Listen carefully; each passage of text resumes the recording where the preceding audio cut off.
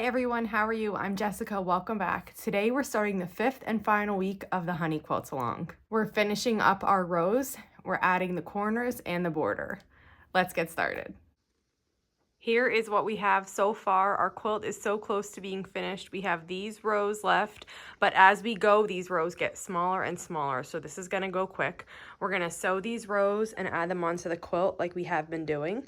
Then we're gonna put the corners on, and then we're gonna finish it up with the border. I'll grab row 19 and we'll get started. There's nothing new here for this week. We're just adding the rows. Our triangles are turned the same direction as they were turned last week. We're on the descending side of our quilt, and as we go, our rows are getting smaller and smaller. So this is gonna go by fast. Just keep sewing your squares into rows and then adding your rows onto your quilt.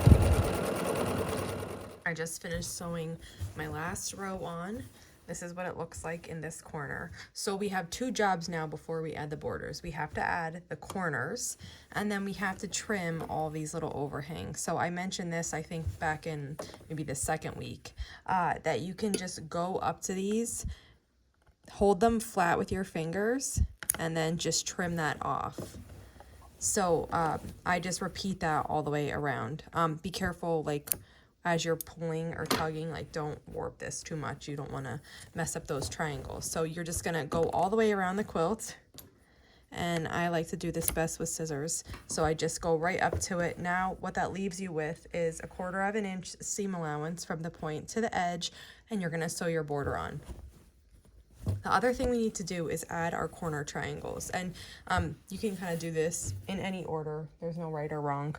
What I do is I take a corner triangle and I fold it in half. Make sure it's matched up so you're exactly getting the middle. And I crease it with my finger. So then when I open it up, it's a little bit difficult to see, but there is a crease right here.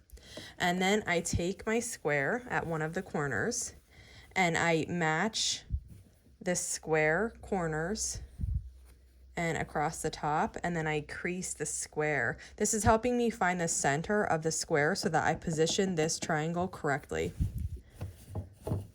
And then what we're gonna do is take those two creases that we just made and match them up. So I put the triangle crease on top of the square crease. You're gonna have triangles sticking off at both ends, but that is correct. And as long as you have those creases matched up, your triangle is perfectly put in the center. And when you open this corner up, then you're gonna have a perfect corner.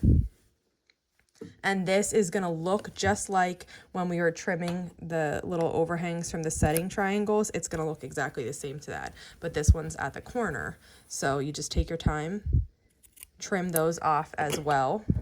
And after you add your corners and trim all those little overhangs, your quilt is going to be perfectly straight edged, and you can press at this step or you can add your border. I'm going to add my border and I'll press at the end, but you can do it any way you want. I just finished sewing the final border on, and let me show you what the quilt looks like. Here it is in the fading afternoon light. It's so pretty. The reds and greens are bright and cheerful. I used a low volume background dots, so when you get close you can see dots, but when you back up it just reads as white. Really festive and cheerful.